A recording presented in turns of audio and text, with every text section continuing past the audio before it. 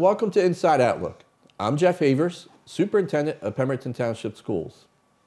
Today we're going to focus on school safety and how aggressive student behavior can negatively affect the well-being of our staff and students.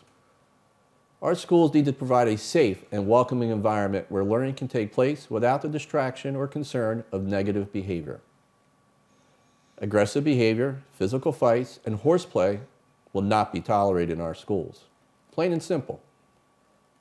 Since our return from spring break, we have seen an increase in physically aggressive conduct among our students.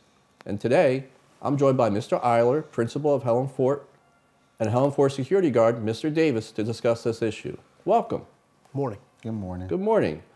Mr. Eiler, you recently shared your concerns regarding aggressive behavior with both students and parents. Tell us a message you have tried to convey to them. Sure. So first and foremost, I think it's important to note, and I've said this in a number of letters and correspondence with parents since I got here in October, ensuring the safety and security of students and staff in the building is the #1 priority. Obviously, we care tremendously about academics, but if kids and staff are not coming and comfortable being in the environment, the academics are kind of just going by the wayside. To your point before, we've seen an uptick in physically aggressive behavior since spring break. My message to parents, to students, and to staff is exactly as you said, it will not be tolerated, and that students who engage in these behaviors, we are automatically sending them home as an out-of-school suspension for the day. It's important that we reinforce standards of conduct. Exactly, I read the letter over the morning announcements to the students and the staff, and one of the things that was not in the letter, but I did say, is that I am not a fan of suspensions. I believe I want kids in school 100% of the time, but when it gets to the point of where I feel an undercurrent of students and staff and parents concerned about the safety of their students, unfortunately, we have to resort to those types of interventions and techniques just so people understand that we really mean business and that we're going to keep them safe. And ever since the day of that letter last Thursday, we have seen a dramatic decrease in the amount of horseplay that's been taking place. We have had 0 fights in the last week. So my feeling is the students got the message, the staff got the message, and I really believe the parents have done a phenomenal job of reinforcing that message at home based on some of the stories they've heard that have happened in the last week of people being sent home. Right, now one of the things you included, and I think is important, was really a no-tolerance approach to even horseplay. Mm-hmm. Why is that, Mr. Eiler? So we have found, and the expert in this is Mr. Davis to talk about, we have found that a lot of our conflicts this year have been a result of we're just messing around, we're playing around, and then one person, either their emotions get hurt or they get pushed a little too hard, or even they're messing around, 2 kids are messing around, and then they bump into another student who gets, got on the defensive. And so I believe that, of the fights that have taken place this year, more than a large majority, I should say, of them have been a result not of kids necessarily wanting to get into a fight with each other, but inadvertent contact in the hallway with other students. That's why the horseplay piece has really become a focal point for us in an attempt to try and stop 2 students from kind of playing around with each other that all of a sudden becomes a conflict with another. Understood. I have older brothers, so I understand how that can happen for sure. So while you're enlisting the cooperation of students and parents to address this issue, you and the staff at Helen Fort have also instituted some positive changes. Mr. Davis, can you tell us one of those positive changes we instituted at Helen Fort? Sure. We implemented a new pass system. It's an electronic pass system called Smart Pass. And what Smart Pass allows the students and staff to do is the students create an electronic pass in class. And they cannot leave the classroom until it's accepted by a staff member.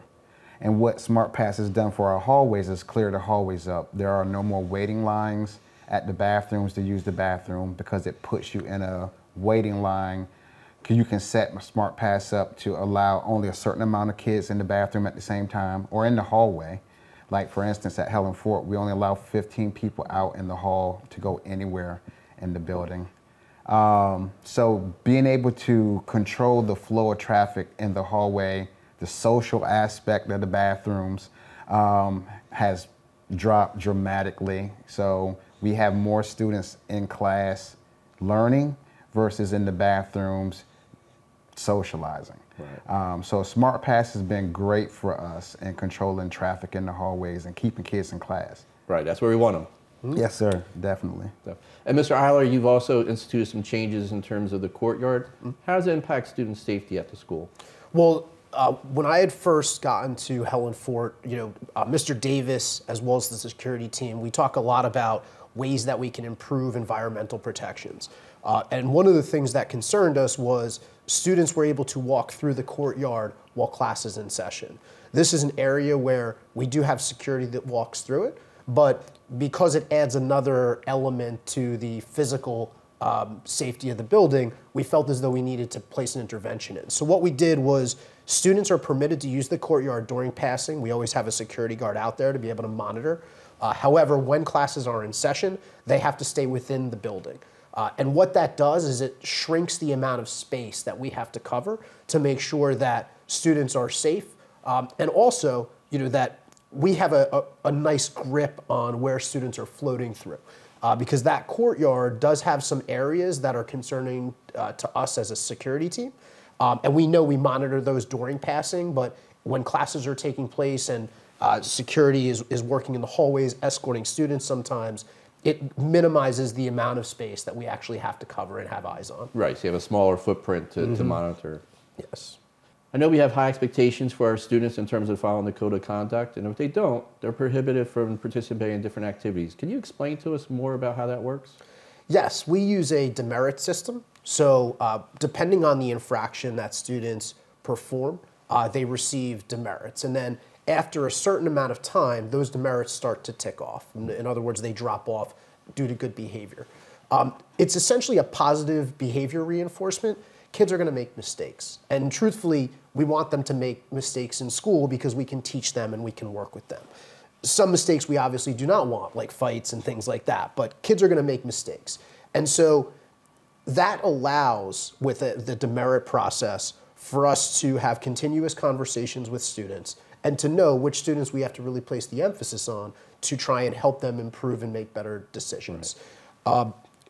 It also allows for us to have specific endpoints to have conversations with students about, look, we know that you want to go and participate in X, Y, and Z, so in order to do that, you need to make good choices over the course of the next couple weeks. And we offer them a number of opportunities also for them to accelerate the dropping off of demerits, things they can do around the building that will help us out and really improve the climate of the building in general.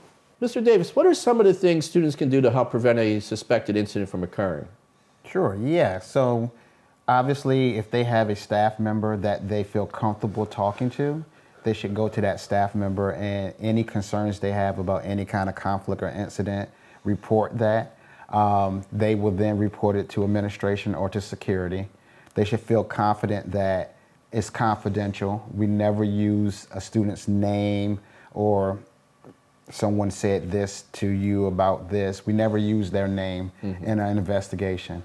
Also, we've had students report social media postings to us that concern them.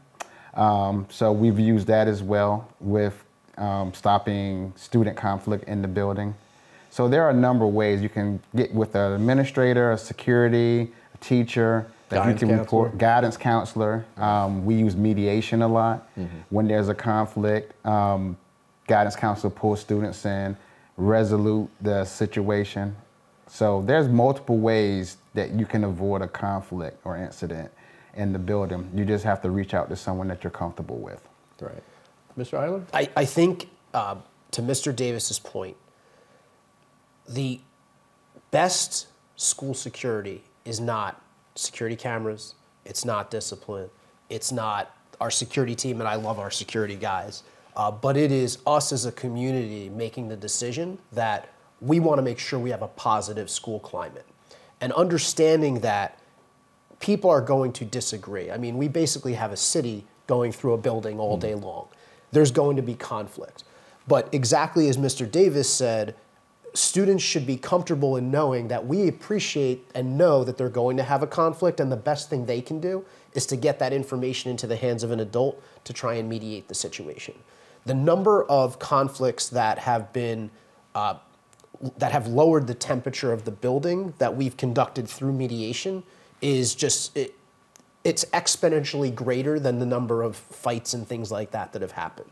And the students have to understand, the same way that we tell the staff and the parents, that making sure that they get that information to somebody is the best security prevention of all time. I think it follows back to that if you see something, say something mentality. It doesn't even have to be reported by the two students that are in conflict. It could be a friend just coming and saying, hey, my friend is having a tough time with this particular student. And then exactly as Mr. Davis said, we bring them in and have a conversation. Right. It's probably the best things a friend can do. Absolutely. To help a conflict. Yes, and parents. I'm sorry. And parents. Yes. If parents want to make a phone call into the counselor, to the assistant principal, anything they can get to the adults in the building to be able to mediate a conflict, that is the best security measure that I think any school, anything, people are security. And it's also the best way to go about things in life and in the future, right? The best lesson we can teach our kids, right, is to responsibly, maturely navigate, right, mediate, and work with other people. Absolutely. Yeah. We focus on some of the more difficult challenges confronting us today, but there have been many positive changes taking place at Helen Fort. Mr. Eiler, since you joined Pemberton at the beginning of the year, you've already increased the number and types of student participation activities. Tell us about those activities. We have so many wonderful and amazing things for kids at Helen Fort Middle School. This year we have a 7th grade dance coming up that's going to be taking place in May. We have a Mr. Softy ice cream truck coming on campus on May 17th. We have tie-dye at the fort, where every student's going to be able to tie-dye a shirt on May 17th. And for May, any student who has 1 or 0 absences on June 10th or 11th will be able to go to the local roller skating rink and roller skate for 2.5 hours during the school day. So we're trying to find fun activities that we can get the kids involved in. And those are all add-ons from the traditional programs that Helen Fort has always had, like the 8th grade dance, like the promotional ceremony, like Zest Fest. Right. So, I'm a firm believer, and I think that I can speak for our staff when we say that we want kids to come to school to learn, but we want to make sure they're having fun at the same time, because fun means more engagement with what's taking place in the classroom. So we've had a lot of activities going on to try and support that mission. Correct. Now, Mr. Davis, do you know how to roller skate? Barely.